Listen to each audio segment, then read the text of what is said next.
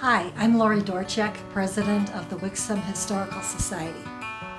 The Wixom Historical Society was established in 1975 for the purpose of preserving our community's history as well as teaching others about our heritage. We're sitting here today at the Wixom Wire House Museum. This is Wixom's historic treasure, built in 1854. This is one of the main focuses of the Wixom Historical Society, in addition to us preserving artifacts and doing things such as presenting historic speakers, hosting events. We spend much of our time giving tours of this museum. Lucy Wixom built this home in 1854 for the use of the Reverend Samuel Wire and his family. The Wixom Baptist Church was established in the 1830s, and up until this time, the ministers lived in different people's homes. This home provided a permanent place for him to live. People have come through the years to see what we have inside here.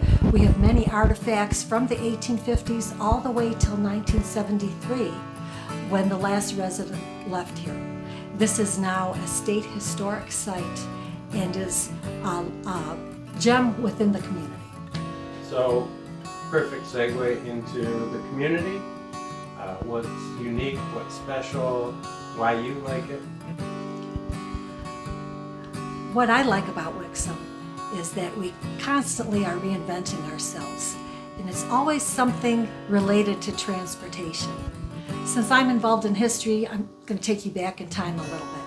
When Wixom was first settled in the 1830s, people came by wagons, they came by horses, they came by oxen, and they started a little farming community. Things were very quiet until after the Civil War.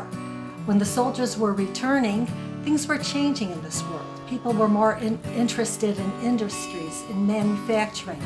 So Wixom decided we needed to do something that would bring us into how society was changing. Willard Wixom, for whom the city is named, decided that he would donate land to bring the railroad to Wixom. Not only was one railroad located here, but there were two of them, and we had a railroad junction. This meant that we would have a railroad stop. The farmers now, instead of just growing crops for their family and personal use, could grow additional crops called cash crops that they could sell to the people living in the large cities such as Detroit or Pontiac. After the crops were completed for the season, they would ship them by railroad to the cities. Meanwhile, in the little community of Wixom, you would need additional services, such as a cooper who would be making the packaging for these. We would need a factory to produce cheese from the milk. So our little community started to turn into a little town where everybody knew each other. Let's go forward again to about the 1950s. Life was changing once more.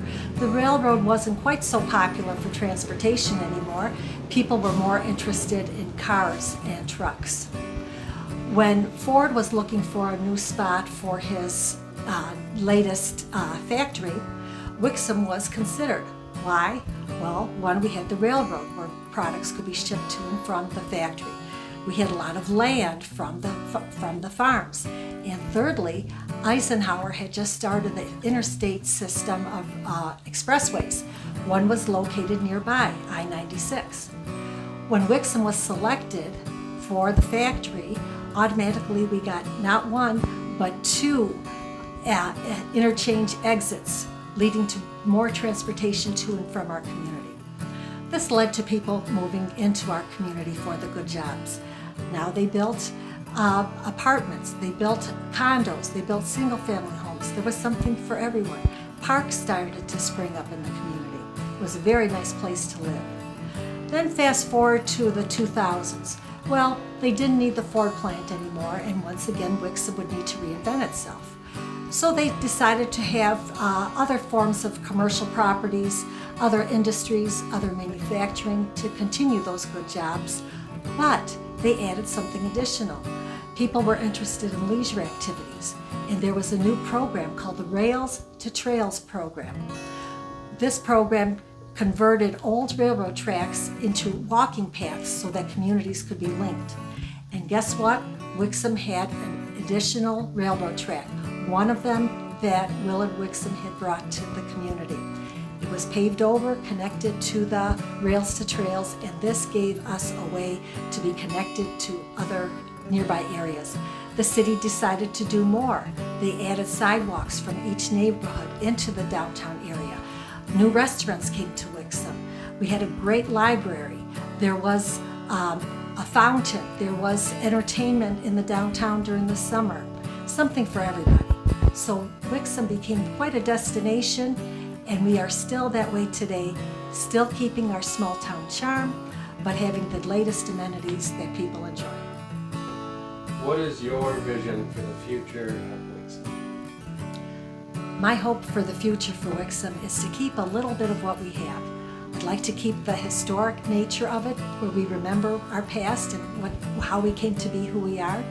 I would like to keep the small town charm, where neighbors know each other, where when you walk on one of the walking paths, you run into somebody that you know, or you meet somebody and you introduce yourself. But I would like us to continue to welcome new people to our community so that people enjoy our city as a destination.